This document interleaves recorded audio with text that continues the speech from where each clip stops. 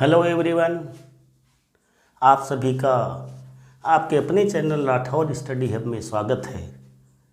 हम आजकल आपको 2023 यूपी एससी के सीसेट के प्रश्न, जिसमें कुछ खास प्रश्नों को डिटेल देते हुए आपको समझा रहे हैं। उसी सीरीज़ में आज का प्रश्न बहुत ही अच्छा प्रश्न है। सामान्य समझ का प्रश्न है, तार्किक समझ का प्रश्न है। 6 का बच्चा भी कर सकता है, 12 का भी कर सकता है, 10 का भी कर सकता है। जो कंपटीशन की तैयारी कर रहे हैं वो भी कर सकते हैं, मगर सामान्य समझ होनी चाहिए। उस समझ को डेवलप करने के लिए हमने इस प्रश्न को लिया है, जो कि इस साल यूपीएससी में पूछा गया है। बहुत ही अच्छा सा प्रश्न है। प्रश्न आपका है, अंकों 1, 2, 3 और 4, 1, 2, 3 और 4 से 4 अंक आपको दिए गए हैं।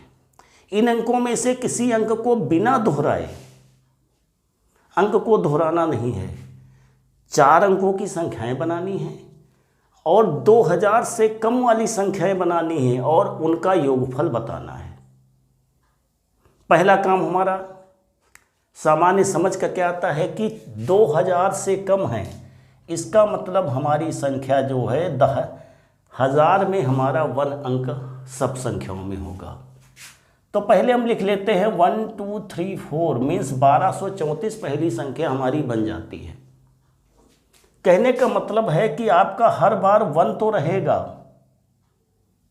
बाकी सब संख्याओं को दोहराना भी नहीं है। वो कांस्टेंट करके हम 1243 कर सकते हैं।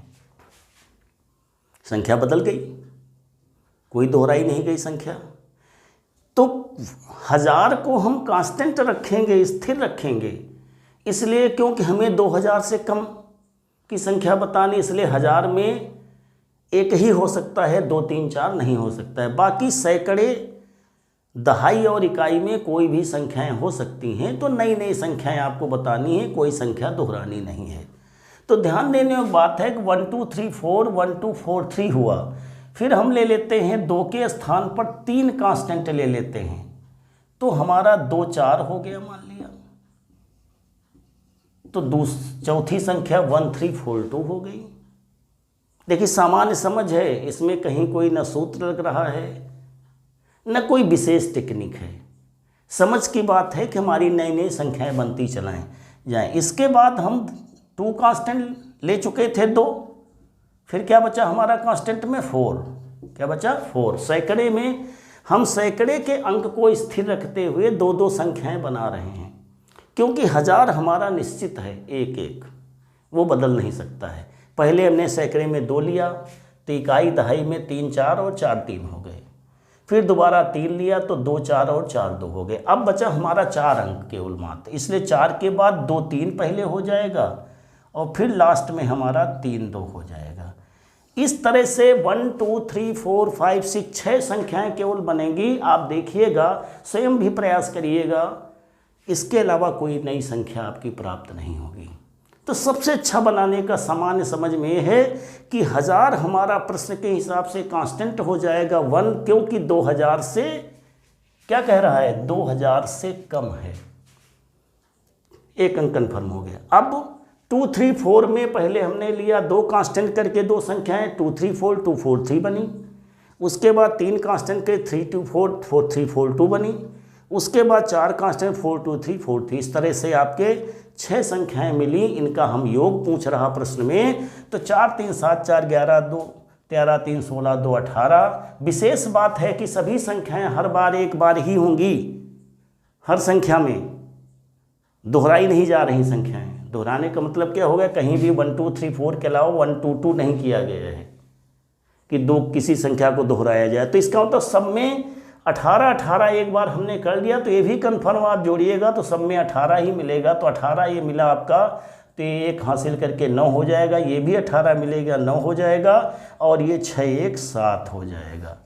इस तरह से 7998 मीन्स 7998 आपका संख्याओं का योग आया। हमने कहीं किसी भी अंकों को बनाने में, संख्या बनाने में, किसी भी अंक को किसी भी संख्या में हमने 2 बार नहीं लिखा है, एक ही बार लिखा है।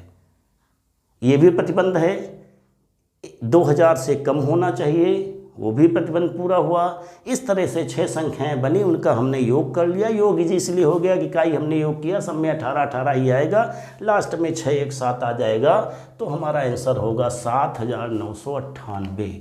बहुत ही अच्छा प्रश्न था बच्चों, सभी लोग कर सकते हैं अगर ज़रा सा भी प्रयास करें, चाहे हमें जूनियर के बच्चे हों, चाहे हमारे हायर सेकेंडरी के बच्चे हों, चाहे इंटर के हों, चाहे बीएससी के हों, जो आप आईएएस तैयारी कर रहे हैं। ये आईएएस में ऐसी समझ को ध्यान दिया जाना चाहिए, वास्तव में ऐसे ही प्रश्नों को पूछा जाना चाहिए जिससे बच्चे अपनी समझ को डेवलप करके प्रश्न को कर सकें।